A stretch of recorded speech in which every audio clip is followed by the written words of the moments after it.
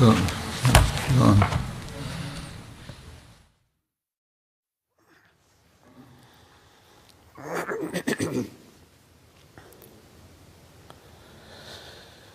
الله أكبر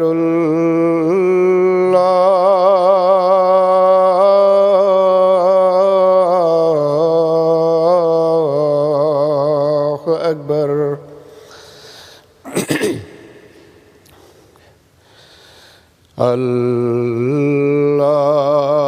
الله أكبر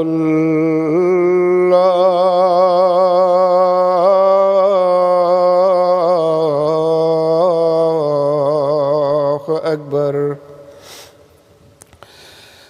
أشهد أن لا إله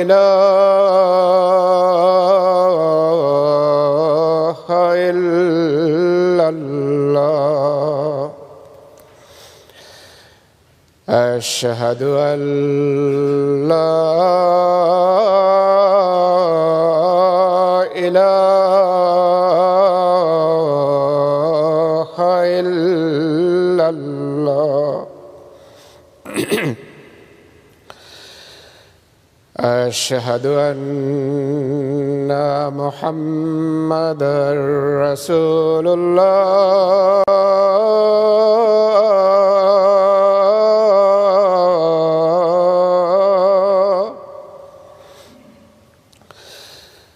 أشهد أن محمدًا رسول الله.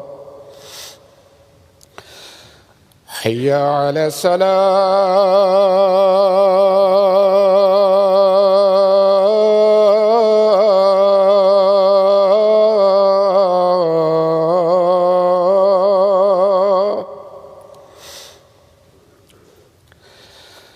حي على الصلاة.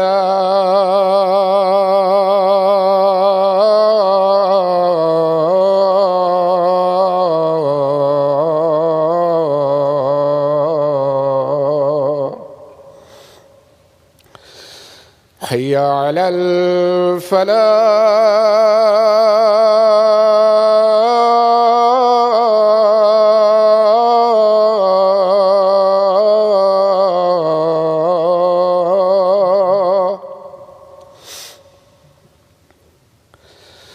حي على الفلاح.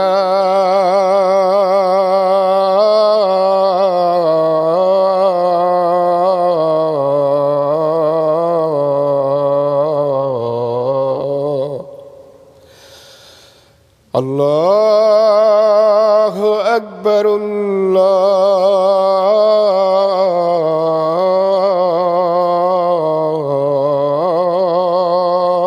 الله أكبر. لا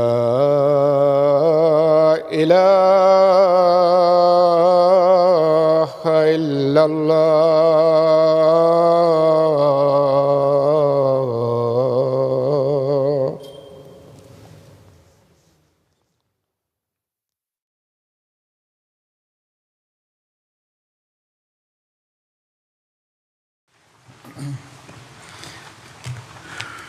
السلام عليكم ورحمة الله.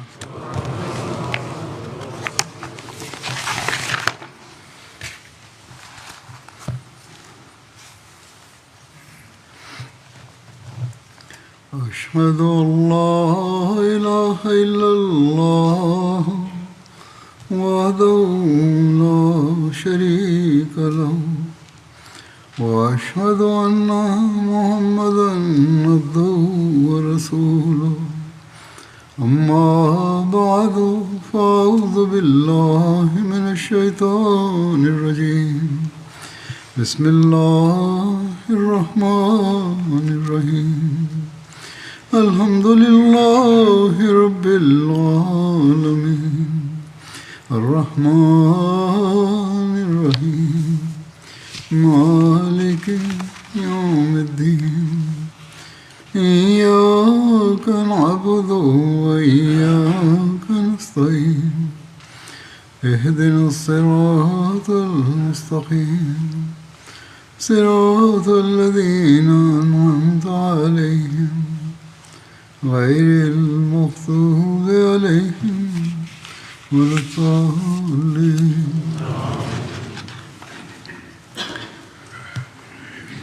آج میں غزوہ خندق یا غزوہ احزاب کا ذکر کروں گا، جو 5 ہجری بمطابق فروری اور مارچ 627 عیسوی میں ہوئی تھی. قرآن کریم میں جنگ احزاب کا ذکر اس طرح آیا ہے: اعوذ باللہ من الشیطان الرجیم یا ایھا الذین آمنوا اذکروا نعمت اللہ علیکم اذ جاءتکم جنود فارسلنا علیہم ریحا وجنودا لم تروها وکان اللہ بما تعملون بصیرا اذ جاءوکم من فوقکم ومن اسفل منکم وَإِذْ زَاغَتِ الْأَبْصَارُ وَبَلَغَتِ الْقُلُوبُ الْحَنَاجِرَ وَتَظُنُّونَ بِاللَّهِ الظُّنُونَ هُنَالِكَ ابْتُلِيَ الْمُؤْمِنُونَ وَزُلْزِلُوا أَقْطَارِهَا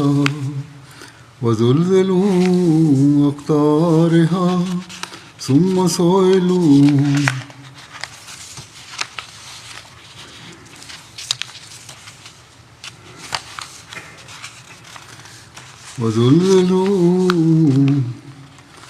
أقطارها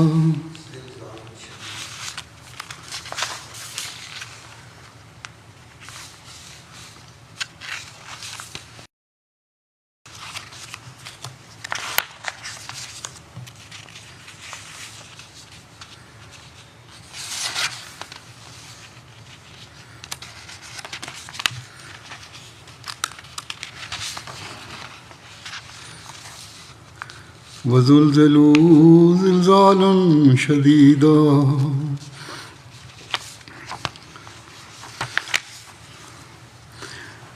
وَإِذْ يَقُولُ الْمُنَافِقُونَ وَالَّذِينَ فِي قُلُوبِهِم مَّرَضٌ مَّا وَعَدَنَا اللَّهُ وَرَسُولُهُ إِلَّا غُرُورًا وَإِذْ قَالَت طَّائِفَةٌ مِّنْهُمْ يَا أَهْلَ يَثْرِبَ لا مقام لكم فارجعوا وإذا يستأذن فريق منهم النبي يقولون إن بيوتنا عورة وما هي بعورة إن يريدون إلا فرارا ولو دخلت عليهم من أقطارها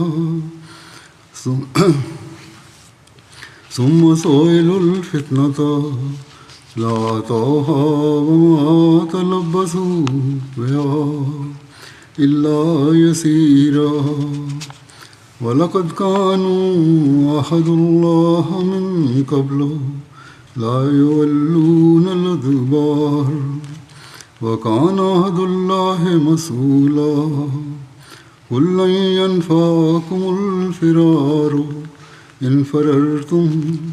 إِنْ فَرَرْتُم مِّنَ الْمَوْتِ أَوِ الْقَتْلِ وَإِذًا لَّا تَمَتَّعُونَ إِلَّا قَلِيلًا قُلْ مَنْ ذَا الَّذِي يَعْصِمُكُم مِّنَ اللَّهِ إِنْ أَرَادَ بِكُمْ سُوءًا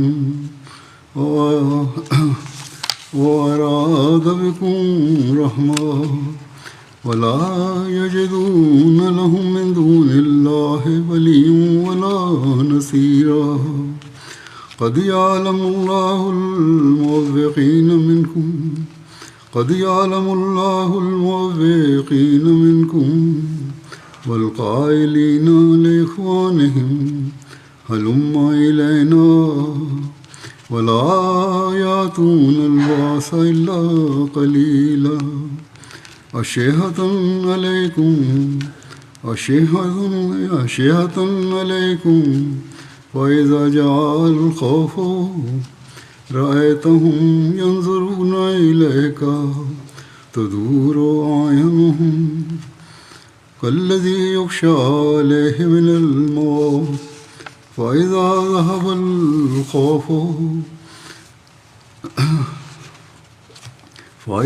ذهب الخوف سلقوكم بألسنة حداد أشحة للخير أولئك لم يؤمنوا فأحبط الله أعمالهم وكان ذلك على الله يسيرا يحسبون الأحزاب لم يذهبوا وإن يأتي الأحزاب يودوا لو أنهم بادون في الأعراب يسألون عن أنبائكم ولو كانوا فيكم ما قاتلوا إلا قليلا لقد كان لكم في رسول الله أسوة حسنة لمن كان يرجو الله واليوم الآخر وذكر الله كثيرا ولما رأى المؤمنون الأحزاب قالوا هذا ما وعدنا الله ورسوله وصدق الله ورسوله وما زادهم إلا إيمانا وتسليما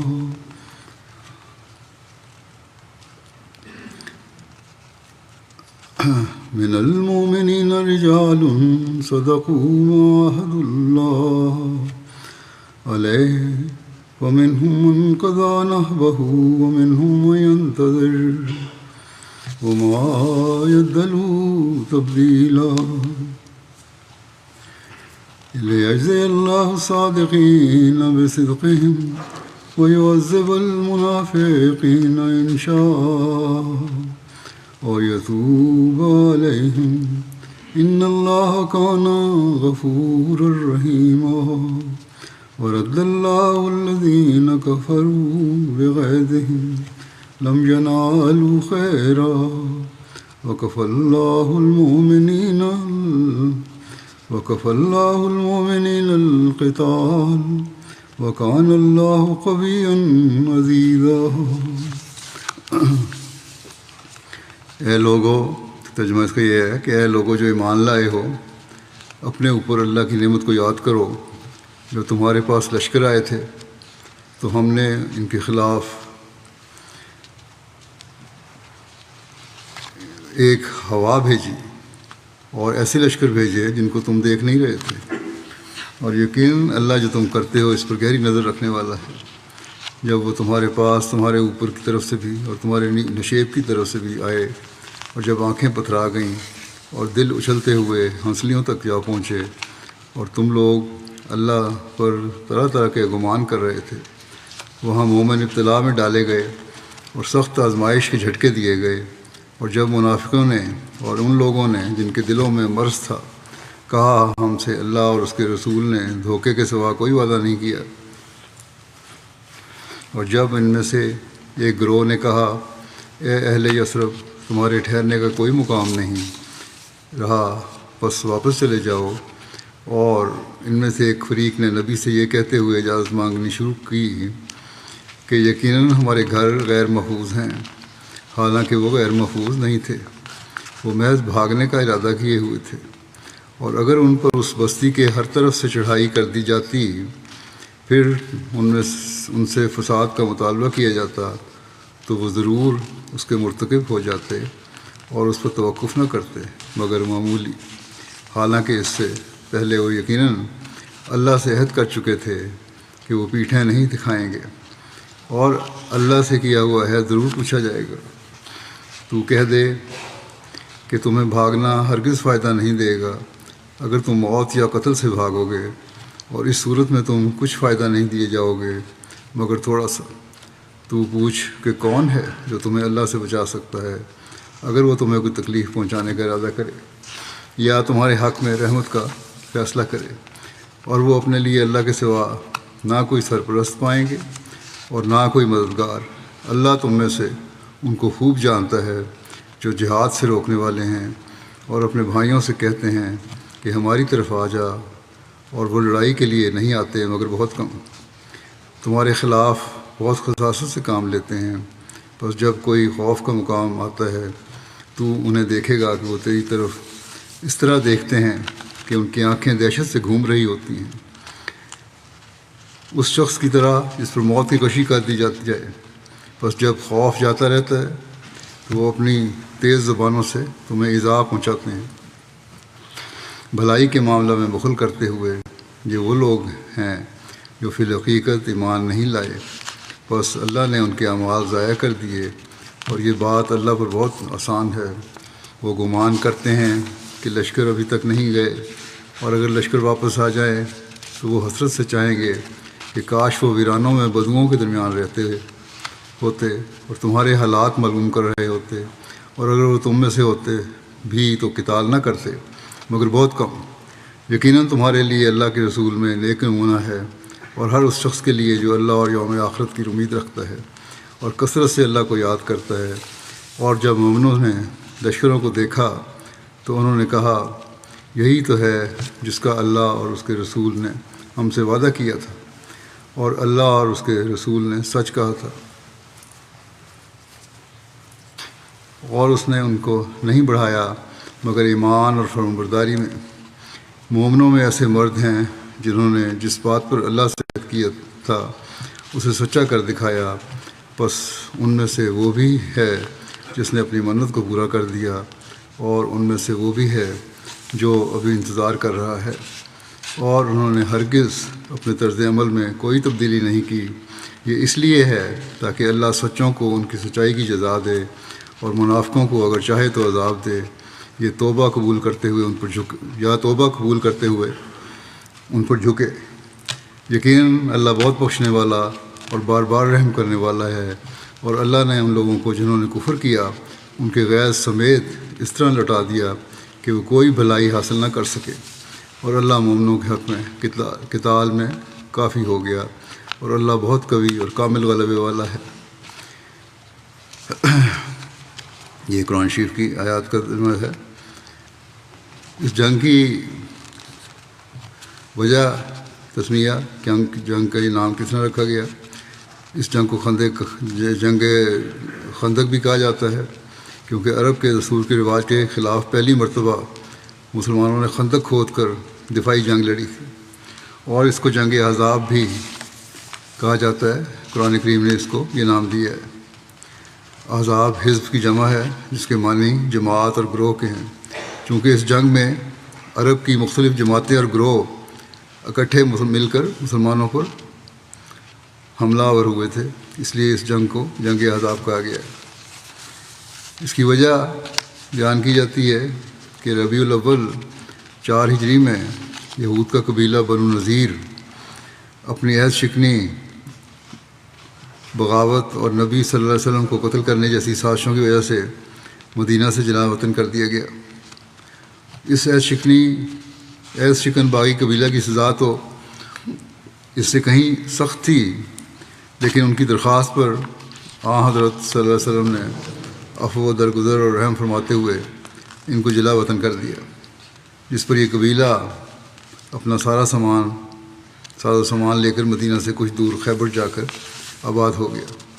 لیکن ابھی 4 مہینے ہی گزرے تھے کہ احسان فراموش اور سازشی کردار کے حامل یہود نے حضرت صلی اللہ علیہ وسلم اور اسلام کے خلاف ایک ایسا خوفناک منصوبہ بنایا کہ جس کے مطابق مسلمان مکمل طور پر تباہ ہو جائیں۔ منصوبے کے مطابق بنو نذیر کا سردار حیی بن اخطب، جو اپنے غرور اور تکبر اور اسلام کے خلاف کینہ اور جوش کی وجہ سے یہود کا ابو جہل کہلائے جانے کا مستحق ہے، اپنے سرکردہ ساتھیوں کے ساتھ مکہ گیا اور ابو سفیان اور دیگر قریشی عمائدین سے ملاقات کی، اور قریش کو کہا کہ ہم تمہارے ساتھ ہیں، ہم محمد صلی اللہ علیہ وسلم اور ان کے ساتھیوں کا نام و نشان مٹانے کا عزم رکھتے ہیں۔ ہم تمہارے پاس آئے ہیں تاکہ ہم سب مل کر محمد صلی اللہ علیہ وسلم اور اس کے ساتھیوں کے خلاف ایک معاہدہ کریں۔ مشرکین نے قریش کو اور کیا چاہیے تھا، وہ تو پہلے ہی یہ خونی عزائم رکھتے تھے اور بدر اور احد جیسی جنگی کارروائیاں کر چکے تھے، لیکن اپنی دلی مراد پوری نہیں کر سکے تھے۔ بدر کے انتقام اور احد کی ندامت کے زخم پھر سے تازہ ہو گئے۔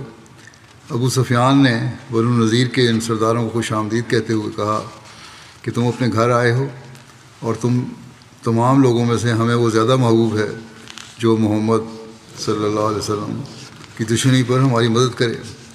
باہم گفت و شنید کے بعد قریش کے 50 لوگوں اور ان یہود نے خانہ کعبہ کا پردہ پکڑتے ہوئے پختہ عہد کرتے ہوئے قسمیں کھائیں کہ وہ ایک دوسرے کا ساتھ دیں گے اور محمد صلی اللہ علیہ وسلم کے خلاف ان سب کی بات ایک ہوگی، اور ہم سب مل کر محمد صلی اللہ علیہ وسلم اور ان کے ساتھیوں کو ملیا میٹ کر دیں گے۔ بہرحال ابو سفیان کے ساتھ مدینہ پر ایک زبردست حملہ کرنے کی اسکیم اور تاریخ طے کرنے کے بعد بنو نذیر کا یہ وفد عرب کے ان دوسرے قبائل کی طرف گیا جو مسلمانوں کے خون کے پیاسے ہو رہے تھے اور کئی ایک ناکام حملے بھی کر چکے تھے۔ چنانچہ سب سے پہلے وہ بنو غطفان کے پاس گیا۔ یہ ملک عرب میں ایک بہادر قبیلہ شمار ہوتا تھا اور مسلمانوں کے خلاف بغض اور کینے میں نمایاں تھا۔ یہود نے ان کو رسول اللہ صلی اللہ علیہ وسلم سے لڑائی کرنے کی دعوت دی اور ساتھ خیبر کی 1 سال کی کھجوریں دینے کا لالچ بھی دیا، اور یہ بھی بتایا کہ قریش مکہ میں بھی ہمارے ساتھ ہیں۔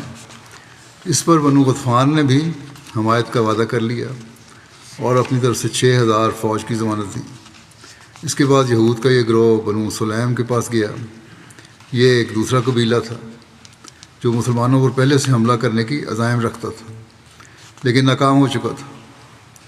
جب اتنے بڑے اتحادی فوجی حملہ کا اس قبیلے کو علم ہوا تو بخوشی اس نے بھی حامی بھر لی۔ اسی طرح بنو فزارہ اپنے سردار عیینہ کی سربراہی میں رسول اللہ صلی اللہ علیہ وسلم سے لڑائی کرنے کے لیے آمادہ ہو گئے، اور عیینہ نے اپنے دوست قبیلے بنو اسد کو دعوت دی۔ چنانچہ بنو اسد کے سردار طلحہ اسدی نے بھی یہ دعوت قبول کر لی، اور بنو مرہ اور بنو اشجع قبائل نے بھی اس جنگ کی افرادی قوت میں خاصا اضافہ کیا۔ یہ سارے وہ قبائل تھے جو اپنی بہادری میں پورے عرب میں ایک نام رکھتے تھے۔ اس کی تفصیل لکھتے ہوئے حضرت مرزا بشیر احمد صاحب لکھتے ہیں کہ مکہ کے قریش اور نجد کے قبائل غطفان اور سلیم کو پہلے سے ہی مسلمانوں کے خون کے پیاسے ہو رہے تھے اور آئے دن مدینہ کے خلاف حملہ آوری کی فکر میں رہتے تھے، مگر ابھی تک انہوں نے اپنی طاقتوں کو اسلام کے خلاف ایک میدان میں مشتبہ نہیں کیا تھا۔ لیکن جب یہود کے قبیلہ بنو نذیر کے لوگ اپنی غداری اور فتنہ انگیزی کی وجہ سے مدینہ سے جلا وطن کیے گئے تو ان کے رؤساء نے اس شریفانہ بلکہ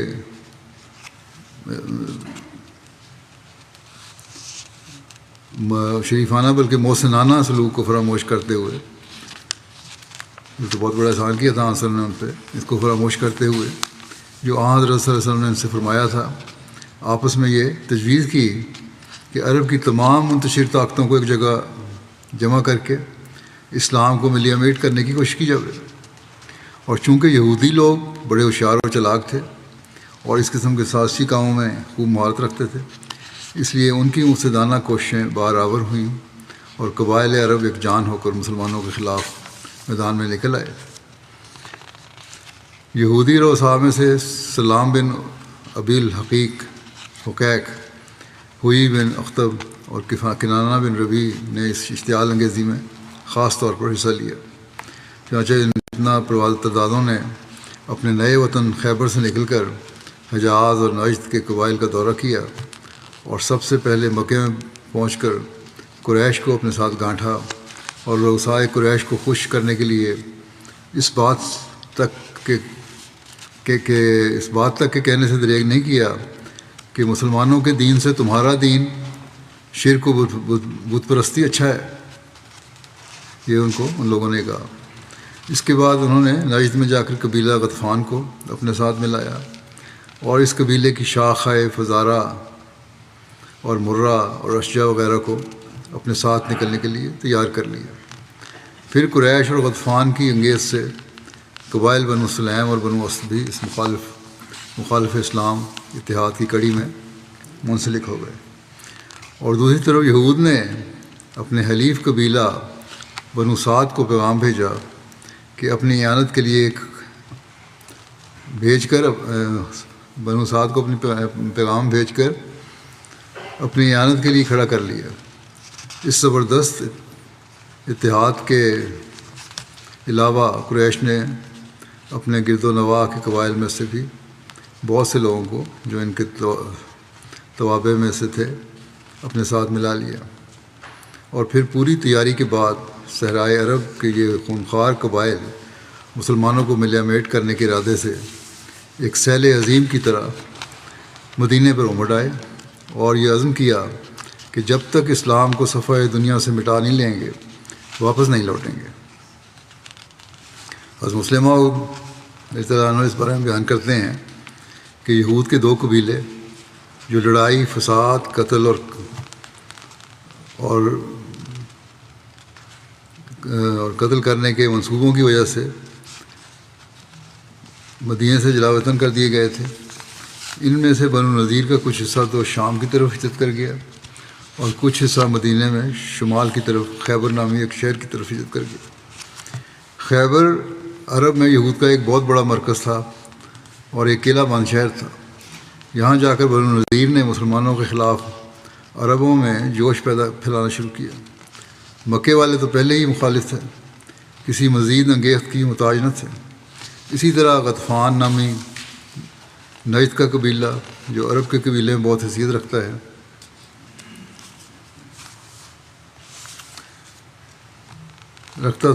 بڑی حیثیت رکھتا تھا، وہ بھی مکے والوں کو دوستی میں اسلام کے دشمنی پر اماتا رہتا تھا۔ اب یہود نے قریش اور غطفان کو جوش دلانے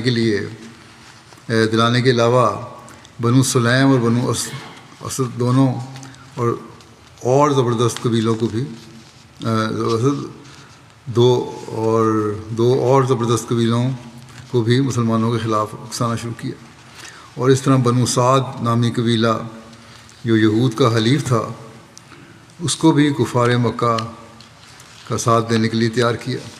ایک لمبی تیاری کے بعد عرب کے تمام زبردست قبائل کے ایک اتحاد عام کی بنیاد رکھی گئی، جس میں مکے کے لوگ بھی شامل تھے، مکے کے ارد گرد کے قبائل بھی تھے، اور نجد اور مدینے سے شمال کی طرف کے علاقوں کے قبائل بھی شامل تھے، اور یہود بھی شامل تھے۔ ان سب قبائل نے مل کر مدینے پر چڑھائی کرنے کے لیے ایک زبردست لشکر تیار کیا۔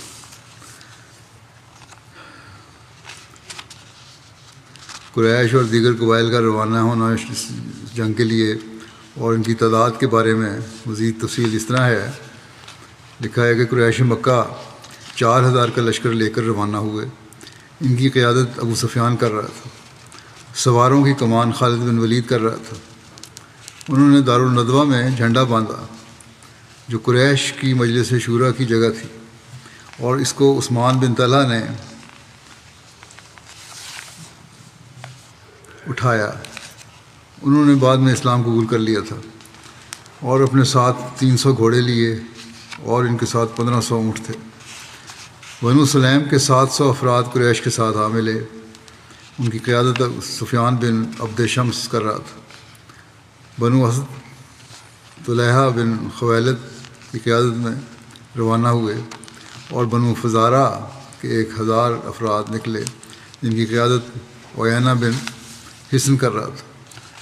بنو اشجع کے 400 افراد نکلے، اور ان کا قائد مسعود بن رخیلہ تھا۔ بنو مرہ کے 400 آدمی روانہ ہوئے، اور ان کی قیادت حارث بن اوف مری کر رہا تھا۔ بنو غطفان کی طرف سے 6000 فوجیوں کا وعدہ تھا، اور یہود کی طرف سے 2000 سے زائد کی ریزرو فوج تھی، جو اس بڑے لشکر کے پیچھے ایک آخری ضرب لگانے کے لیے تیار کھڑی ہو گئی۔ اور یوں مختلف قبائل کے لوگ جو اس جنگ میں شریک ہوئے، ان کی تعداد کم سے کم 10,000 اور بعض روایات کے مطابق 24,000 کے قریب تھی۔ ان سب کی قیادت ابو سفیان بن حرب کے ہاتھ میں تھی، جو اس وقت تک کی تاریخ عرب کی سب سے بڑی فوجی مہم تھی۔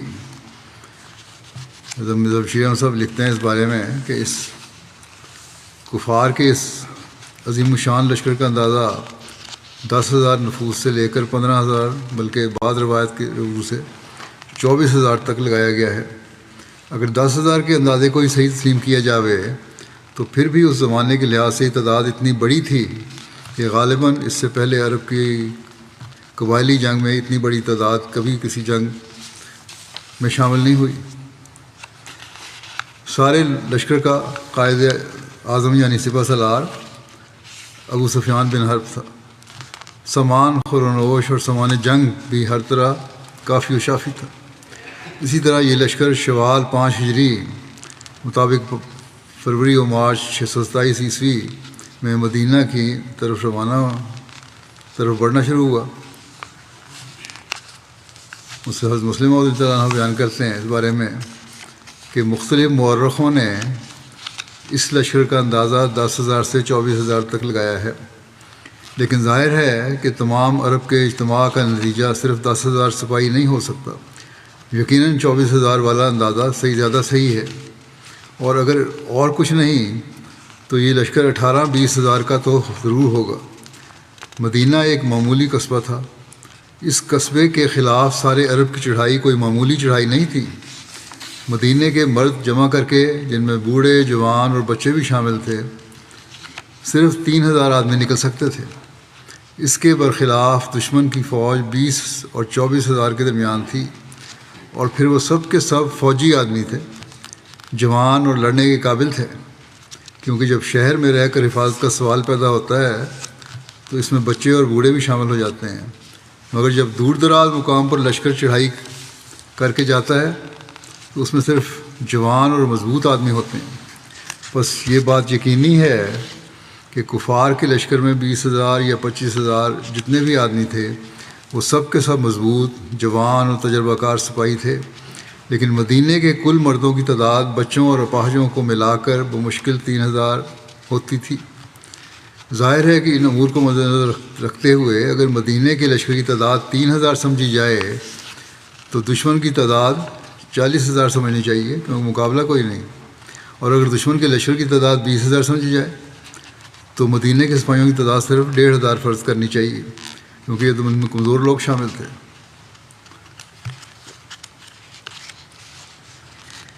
بہرحال اس کے کفار آگے بڑھتے رہے اپنی جنگ کی نیت سے، اور اس کی اطلاع حضرت صلی اللہ علیہ وسلم کو ملی تو اس وقت آپ نے فیصلہ کیا کہ خندق کھودی جائے۔ اس کی تفصیل میں لکھا ہے کہ حضرت صلی اللہ علیہ وسلم کا شعبہ جاسوسی یعنی انٹیلیجنس بھی اس ساری صورتحال سے بے خبر نہ تھا، اور چاروں طرف سے خبریں آپ صلی اللہ علیہ وسلم تک پہنچ رہی تھیں۔ قریش اور یہود کے اس خوفناک منصوبے کی اطلاعات مدینہ بھی میں پہنچیں تو آپ صلی اللہ علیہ وسلم نے صحابہ کو جمع کیا اور ان کو دشمن کے ارادوں کی خبر دی، اور مشورہ کیا کہ مدینہ سے نکل کر مقابلہ کریں یا اس میں رہ کر ان سے جنگ کریں۔ ایک بہت بڑے فوجی لشکر اور اس کے مقابلے میں بہت بڑی تعداد کے پیش نظر زیادہ تر رائے یہ سامنے آئی کہ مدینہ کے اندر رہتے ہوئے دفاع کیا جائے تو زیادہ مناسب ہوگا۔ روایات کے مطابق حضرت سلمان کے مشورے کا ذکر ملتا ہے کہ انہوں نے خندق کا مشورہ دیا اور کہا، یا رسول اللہ، ہم فارس کی زمین میں جب گھوڑوں کی جماعت سے ڈرتے تو ان کے آگے خندق کھود دیتے تھے، یعنی کہ گھوڑوں والی فوج آتی تھی تو خندق کھود دیتے تھے، جس کی وجہ سے وہ اس کو عبور کرنے کی طاقت نہ رکھتے تھے۔ تو یہ رائے سب کو اچھی لگی، اور حضرت صلی اللہ علیہ وسلم نے مدینہ کے اندر رہتے ہوئے دفاع کرنے کا فیصلہ فرمایا اور خندق کھودنے کا ارشاد فرمایا۔ بعض کتب سیرت سے معلوم ہوتا ہے کہ خندق کھودنے کا فیصلہ صرف حضرت سلمان فارسی رضی اللہ عنہ کے مشورے کی وجہ سے نہیں تھا، بلکہ اللہ تعالیٰ نے الہاماً نبی کریم صلی اللہ علیہ وسلم کو یہ طریق بتایا تھا، کیونکہ عرب کے لیے یہ طریق بالکل نیا تھا۔ وہ دفاعی خندقیں کھودنے کے طریق سے ناواقف تھے۔ چنانچہ لکھا ہے کہ جب ابو سفیان طاقت کے نشے سے چور ایک لشکر جرار لے کر مدینہ کی طرف حملہ آور ہوا، اور جب اسے اہل مدینہ کی طرف سے کہیں بھی کوئی روک نظر نہ آئی اور اس کو کوئی اسلامی فوج دکھائی نہ دی، تو اول تو اس کو اپنے ایک بہت بڑے لشکر کی وجہ سے ہی یہ گھمنڈ تھا کہ آج اہل مدینہ کو ان کے ہاتھوں سے کوئی بچا نہیں سکتا۔ یہ کہتا اب تو میں مدینہ کو ختم کر کے جاؤں گا۔ اور جب مدینہ تک کے راستے میں کہیں بھی کوئی مزاحمتی روک نظر نہ آئی تو غرور اور تکبر میں اور بھی بڑھ گیا۔ لیکن جب اپنے گھوڑے دوڑاتے ہوئے وہ عین مدینہ کے قریب پہنچا تو اچانک اپنے سامنے 5 کلومیٹر لمبی 8-9 فٹ گہری اور چوڑی خندق دیکھ کر اس کے اوسان خطا ہو گئے۔ یہ خندق اتنی گہری اور چوڑی تھی کہ گھوڑوں سے بھی اس کو عبور کرنا ممکن نہ تھا۔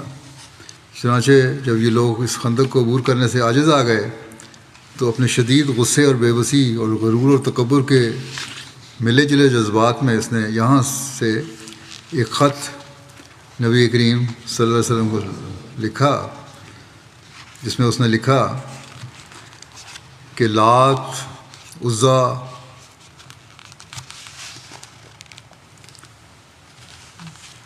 رصاف، نائلہ اور حبل کی قسم ہے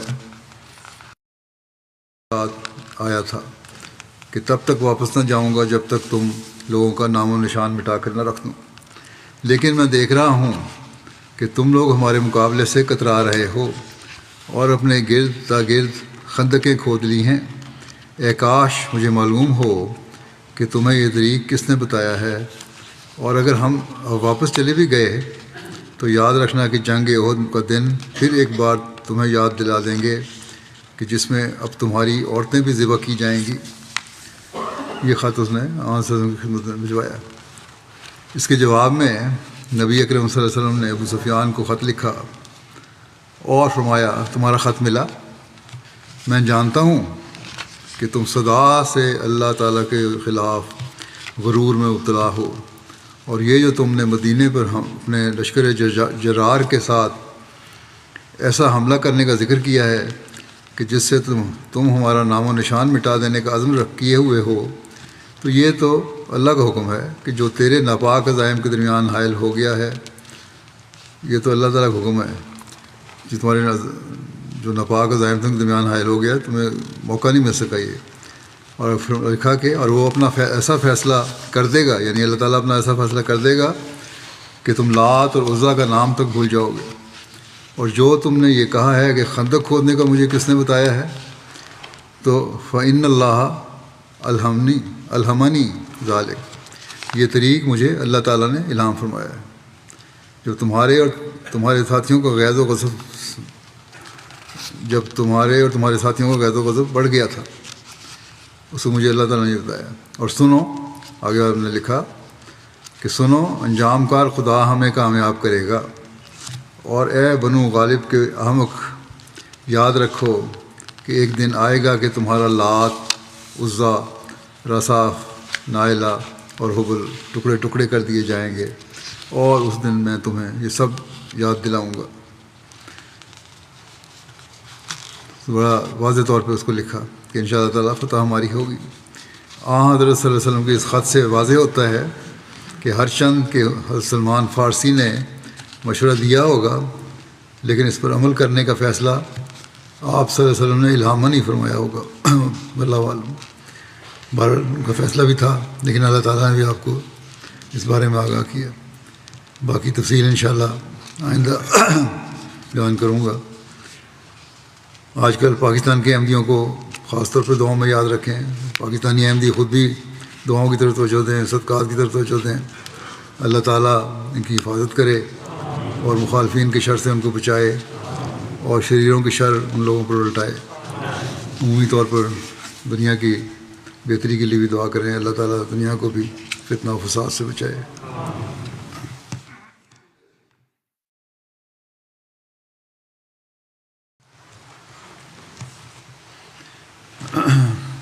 الحمد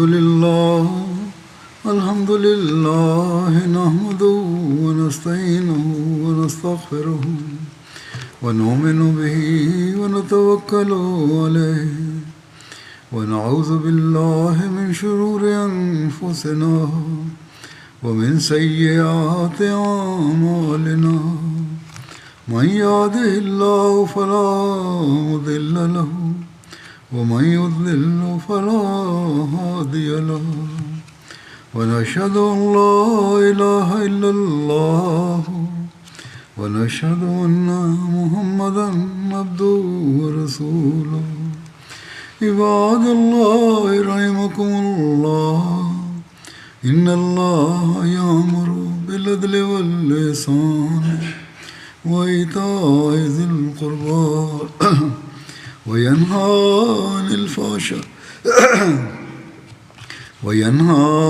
عن الفحشاء والمنكر والبغي يعظكم لعلكم تذكرون اذكروا الله يذكركم وادعوه يستجب لكم ولذكر الله أكبر.